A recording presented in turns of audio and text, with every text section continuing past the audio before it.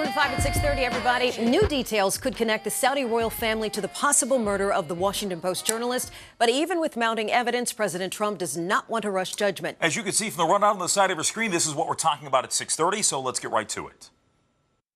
We have asked for it if it exists. We have asked for it. Yeah. But you haven't got We've asked for it if it exists. Are you surprised that they haven't turned it over? No, I'm not sure yet that it exists. Probably does, possibly does. I'll have a full report on that from Mike when he comes back.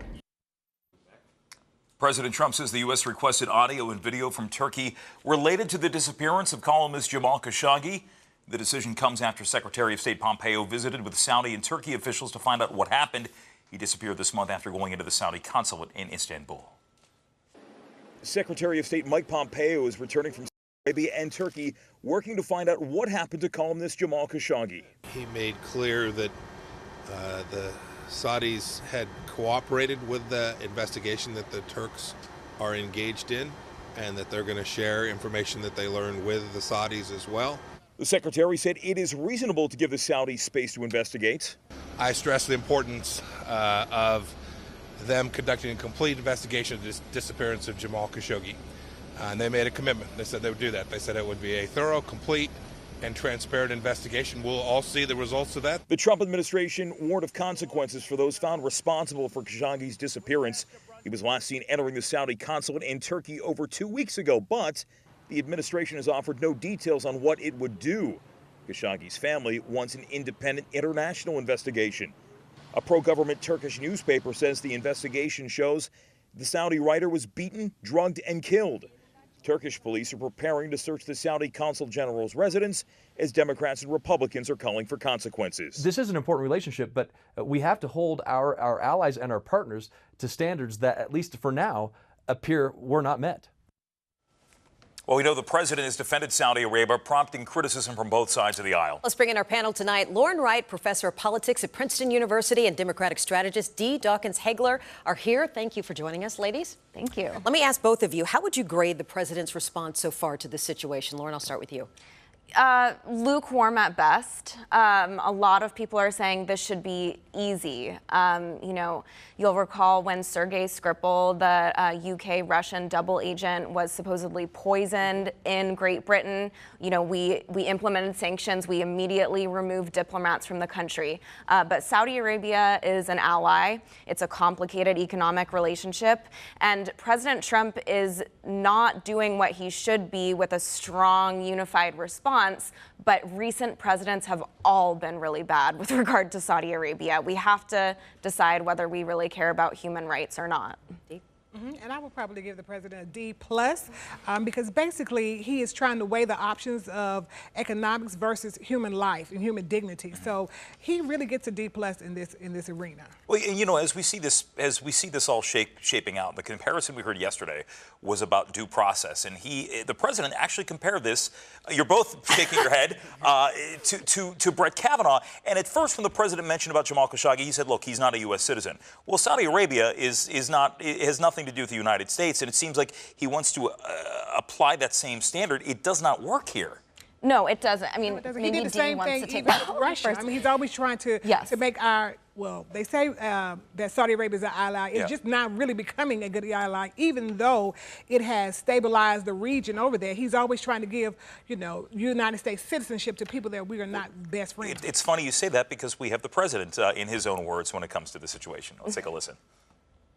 They are an ally. We have other very good allies in the Middle East, but if you look at Saudi Arabia, they're an ally, and they're a tremendous purchaser of not only military equipment, but other things. They're an important ally, but I want to find out what happened, where is the fault, and we will probably know that by the end of the week. All right, just to play devil's advocate here a little bit, you guys both agree that they are our ally. We've heard lawmakers from both sides of the aisle say there needs to be some sort of sanctions, that we need to come with a stronger voice here. But the president will say, look, we're trying to save the peace process in the Middle East. We've got the arms deal. We've got oil that we need to be concerned about. Are those issues that are valid? We need to be more concerned with human rights. We forget that when MBS makes these minuscule moves on the scale. You should point out Mohammed bin Salman, the Yes. Crown Prince, who's been at the center of all of this. That's who Right. MBS is. When women are allowed to drive, for instance. We forget women are under complete male guardianship in Saudi Arabia still. Where they get to drive, when they get to drive, that's all controlled by men. They have corporal punishment for adultery. People suffer in this country every single day, and we downplay it, and we forget, you know, from previous administration that most of the 9/11 hijackers were Saudis. That was really underplayed. We give this country a lot of credit, and we don't criticize where we should. And as we look at this moving ahead, I mean, what would you think, Dee, in this situation? There's been talk about some sort of economic sanctions against Saudi Arabia. I mean, would that be necessary in this instance, or is it a matter of waiting to see the long-term effect here? Now, it is necessary. However, the president has already said we've got to be careful with sanctions because Saudi Arabia has already said, being that they're the largest exporter of oil, has already said that the crude barrel could go up, you know, double, triple if you decide to put sanctions on us. Not to mention, we have arms deals with Saudi Arabia, and if we back away from them, they may decide to buy arms from Russia or China. So the president is trying to weigh that as well. Let me ask you about what has been reported, the relationship that the president has, his personal dealings with Saudi Arabia. We know they purchased a floor in one of his buildings, and there have been other connections, even with Jared Kushner. Do you think that needs to be examined more closely here?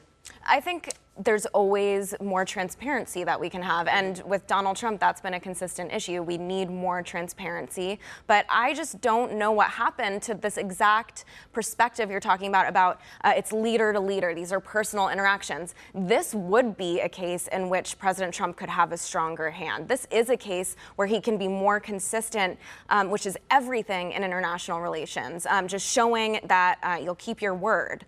And you know, I just don't know what happened to America first. America's strong. America makes the first move.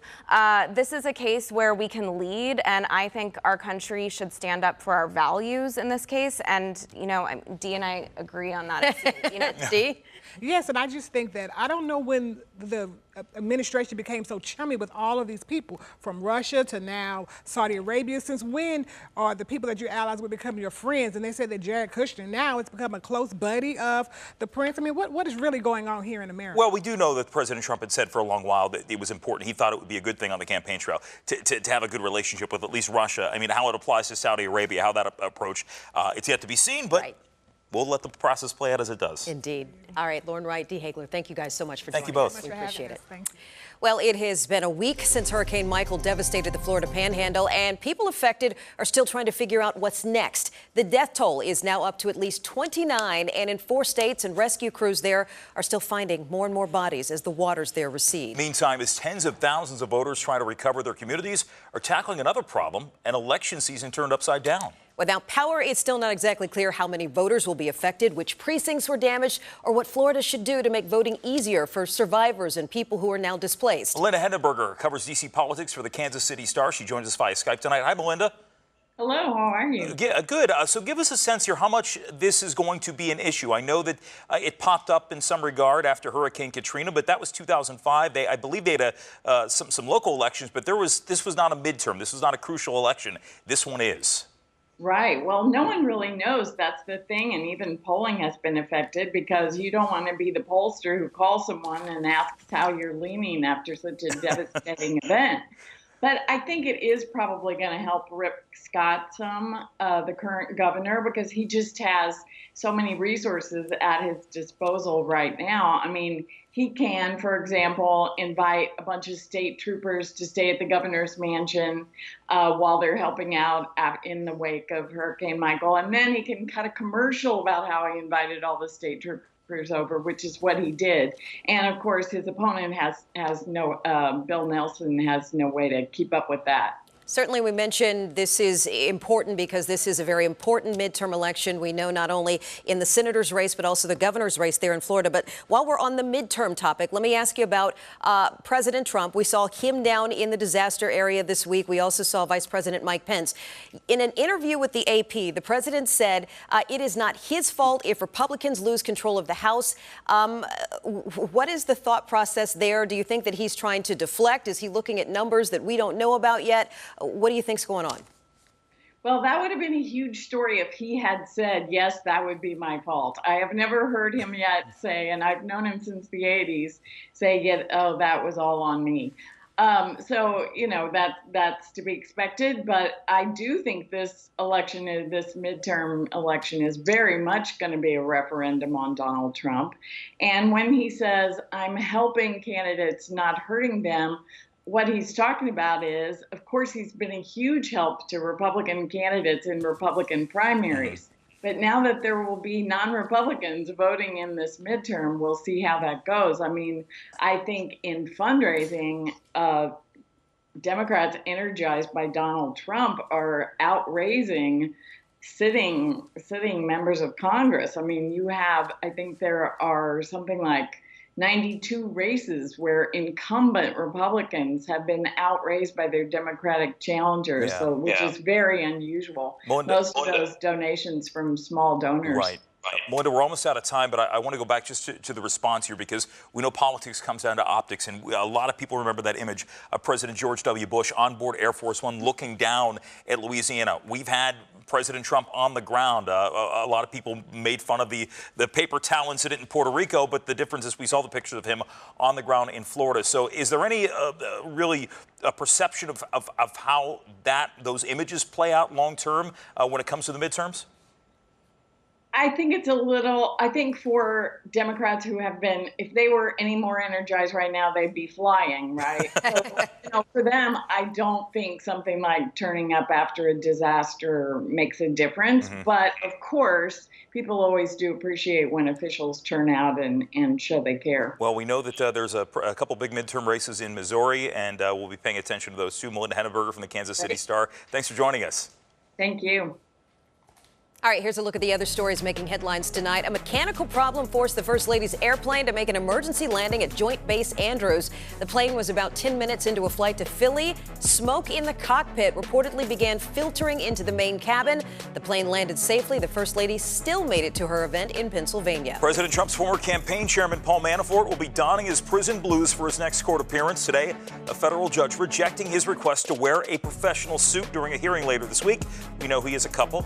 The judge now said Manafort, since he's a convicted felon, lost the right to wear street clothing in all of his court proceedings. Former Secretary of State and First Lady Hillary Clinton is doing just fine after the Secret Service vehicle she was riding in was involved in a crash in New Jersey. She was headed to a fundraiser for Senator Robert Menendez when her driver pulled into a parking garage, turned and hit a concrete column. Mrs. Clinton got out, appeared to be okay. She walked into the fundraiser where she was the featured guest. Got a lot more coming ahead tonight on 5 at 6:30. Hey, Fitz, what are you working on? Hey, Jim, Sean, D.C., Maryland, Virginia, they're all in this race right now to establish legal sports betting. Well, today, D.C. took a big jump in that race. We're going to tell you how coming up. 5 at 6:30 continues. Oh, yes, wait a minute, Mr. Postman. President Trump starting a new battle with China, planning to withdraw the U.S. out of a 144-year-old international postal treaty. The treaty gives Chinese companies discounted shipping rates for small packages sent to American consumers. The process of pulling out of the Universal Postal Union takes about a year. We won't see postal rates change for about 6 months. It's reported that if the treaty can't be renegotiated, the U.S. is out. Well, the days of the bookie may be over because legal sports betting is taking a big step forward in the district. The D.C. Council may sign a bill into law by the end of this year. Tom Fitzgerald is live tonight at the Wilson Building with the latest on this one. Hey, Fitz. Hey, Sean, Jim, good evening. This is all made possible because the Supreme Court ruled earlier this year that states will be allowed to establish legal sports betting in their jurisdictions. Today, D.C. took a big leap forward in that race that it's conducting with Maryland and Virginia. And here's why. This D.C. Council, they're in session all year long. So today, they were able to hold their first hearing on the D.C. sports betting bill. Councilman Jack Evans, who's the sponsor of this, says, look, if they can get this going right now, they'll get a big jump over the competing states of Virginia and Maryland. If we can get up and running before Maryland and Virginia and some of the other jurisdictions, we can capture the market. It's either going to happen here in D.C. Or it's going to happen in a place drivable from D.C. And if folks are going to spend their money, I would rather them spend it here. And that's the bottom line right now. This is coming. The big question right now is when and how. A couple of different ways they're floating of how this is going to work. Kiosks could be one way. They could have sports betting in sports bars. There could also be a myriad of different apps where you could actually place a bet on your phone. A couple of the big companies like DraftKings, they came in today, they testified. Some of the smaller businesses, they also said they want a piece of this action as well. If the goal is to eliminate the unlawful market and create the largest possible revenue pool from legal regulated platforms, we believe an open competitive market is the only choice for DC. Just let it open for everybody, because if those guys are really who they say they are, let's compete and see who's the best. That's all I'm saying. Smaller people like my group, we have trouble getting in. Now, there were also some people who testified that are not so in favor of this bill, at least the way it's currently crafted. Some of them, compulsive gambling experts, say there's just no money in here to help the people who may be dealing with gambling issues. There are also some people who have questioned this for societal issues as well. They wonder if introducing more gambling into the nation's capital is really the way they want to raise revenue here. We appreciate the DC Lottery's support of this helpline, but the Department of Health provides no services for gambling addiction to any DC residents. Most sports bets are extremely bad bets. People participate in the hopes of winning in the face of very long odds. Betting with this type of odds is irrational. Okay, so there you go, a cross-section of opinion. Jim and Sean, the way this is going to work right now is we're told if they can get the language on this bill nailed down by November 1st, and that's only a couple of weeks away, they could get it through committee, get it to the council. If it votes there, the mayor's office helped craft this bill. They could be signing this by the end of the year. Now, if that happens, it does have to go up to the Hill if Congress takes no action. This could become a reality sometime in late March, early April. Might be a little too late for March Madness. But still, D.C. would be far and above, away and ahead of Virginia and Maryland at this point. Well, we'll see where it goes. Hey, Fitz, I just got to switch subjects for a second. You are getting hit with all the sirens out there. We talked to you at 6 o'clock. There was a motorcade. Now there's like fire trucks or something. Where are you? What's going on? We're on Pennsylvania Avenue. I'll tell you what happened. At 5 o'clock, Mike Pence came through, and then my kids came back through, and then there was a fire truck, and then when they got over there, they turned their sirens off. Live television. There you go. Exactly. But you handled it like a pro, like the pro you are. Unflappable. The unflappable Fitz is what you are, sir. Thank you, Fitz. Being a loud person, loud things don't bother me. It's true. There you go. Thank you. All right. It is now okay for neighbors up north to light up. Recreational marijuana became legal in Canada today, and adults can now carry and share as much as 30 grams of legal pot in public. Canadians can also grow up to 4 plants at home and make products like edibles for personal use. It is expected to create a $4 billion industry in Canada. If you're thinking about taking a trip, the feds say don't even think about bringing any souvenirs home. I would like to reiterate that the U.S. federal law that prohibits the importation of marijuana has not changed, and U.S. CBP officers will continue to enforce those laws that remain unchanged. Sure, everybody's going to listen to that now. 9 states in the U.S. and the District of Columbia allow recreational marijuana use. All right, we are down to the wire in the midterms. But in one county, candidates are steering clear from school. A stern warning from a Northern Virginia school district about distributing political materials on campus. Don't. That story coming up. Has a stern warning for politicians about campaigning on school grounds. The message is clear. Don't do it. Fox 5's Tisha Lewis reports. The notice applies to all school-sponsored activities, especially football programs. We are across from Hilton High School, my alma mater. It's one of the larger football programs in the county. Games are typically packed, and that is a prime audience for political candidates, but not so fast. Prince William County School District says the school experience should not have conflict, competition, or distortion, which is often associated with heated political campaigns. I think there's a place for education and a place for politics, and I don't think they should be together in our schools. This letter was written by Deputy Superintendent Keith Iman and says in part, students should always be the focus of school-related events without concern. They are serving as an enticement to attract crowds for other purposes. A school district spokesperson says the notice posted Thursday was not prompted by any one incident. Rather, the district wanted to put the campaigns on notice as Election Day nears.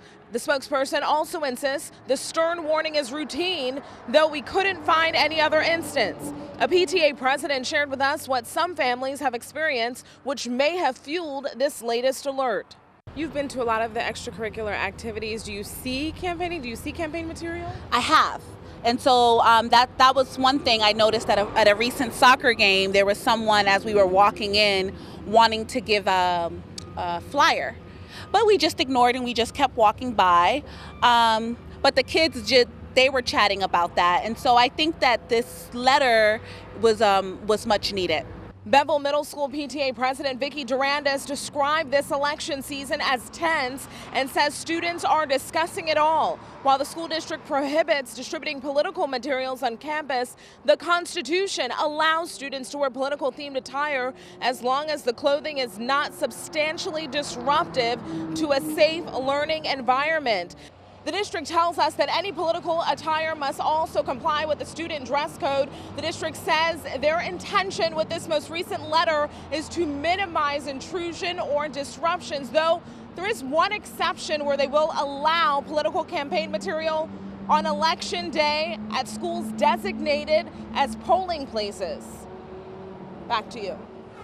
All right, Tisha Lewis. Meanwhile, people in Alexandria will get this new shiny I voted sticker for the November election. The brand new design was created by local artist Christina Mazurkiewicz. The new sticker is a project of the Commission for the Arts. Also, for the first time in Alexandria, kids will receive future voter stickers to encourage civic engagement. If there's one thing kids love, and I'm dead serious, stickers. Yeah, it's a great idea. Yeah, until you find one stuck on a TV at home or something. And you have to scrape it You're not off. very happy about that. Yeah. All right, we'll be right back, everybody. It is only October, but plans are in the works for one of the hottest tickets in town. The lottery opens tomorrow for tickets to the 96th National Christmas Tree Lighting. Annual event set for November 28th. Stick around. Like It or Not is next. I really